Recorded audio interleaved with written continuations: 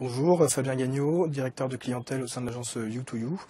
Je vais vous parler aujourd'hui des clés de réussite du buzz. Alors tout d'abord, il faut bien comprendre que ce mot de buzz, il a toujours existé. Littéralement, ça veut dire bouche à oreille. Donc quand je vais voir un film au cinéma et que je dis à un ami que ce film est génial, il va avoir envie d'y aller. Ça, c'est du bouche à oreille et c'est du buzz réussi. Donc ça, c'est la base. Quand Apple lance l'iPhone ou l'iPod, ça génère déjà du buzz, rien que le fait qu'ils le lancent. Donc ils n'ont rien besoin de faire d'autre que finalement de lancer un très bon produit dont les gens vont parler. Donc finalement, le buzz, si on prend ce terme générique, est présent partout et tout communicant fait du buzz. Cherche à en faire en tout cas. Donc si on applique ce terme de buzz à Internet, à ce qu'on peut faire sur Internet, on va plutôt parler de viral, de communication virale, ou de marketing viral, comme on entend souvent. Et là, effectivement, il y a tout un tas de facteurs clés de succès et de techniques qu'on peut mettre en place pour que un concept initié par une marque soit viral. Le principal facteur clé de succès d'une mécanique virale, c'est bête, mais c'est l'idée. Cette idée, elle doit créer une émotion. Qu'est-ce qui fait qu'on partage un contenu à un ami ou pas? C'est l'émotion qui a été créée. Donc n'importe quelle idée qui vise à générer du buzz sur Internet doit soit faire sourire, soit faire pleurer, soit choquer, soit interroger. Dans tous les cas, elle doit surprendre. Quand je suis surpris, j'ai plus tendance à en parler.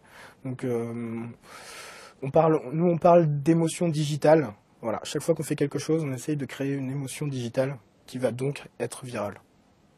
Alors ensuite, une fois qu'on a cette idée et qu'on pense qu'elle est forte et qu'elle va faire réagir les internautes, il y a effectivement beaucoup de techniques qui existent pour la mettre en scène sur Internet. On peut faire une vidéo qui va être dite virale, on peut mettre en place un mini-site avec tout un mécanisme autour d'envoi d'emails, on peut travailler sur les réseaux sociaux qui sont un endroit de partage par essence.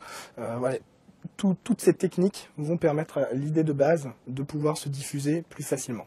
Le troisième point, c'est finalement ne pas tomber dans l'écueil de se dire que le buzz, ça ne coûte pas cher et qu'on va juste lancer quelque chose et que les gens vont s'en emparer naturellement et vont en parler. Ça marche jamais. Déjà, dans la production, vraiment, quand on va mettre en scène cette idée, ça coûte de l'argent. Quand on va produire une vidéo, c'est pas parce qu'on fait une vidéo pour Internet qu'on va pas avoir les mêmes moyens de production qu'une pub télé ou autre chose. Donc voilà, il y a un vrai investissement de base, et souvent d'ailleurs plus fort que dans de la communication traditionnelle. Et ensuite, il y a un deuxième investissement qui est quand même du média.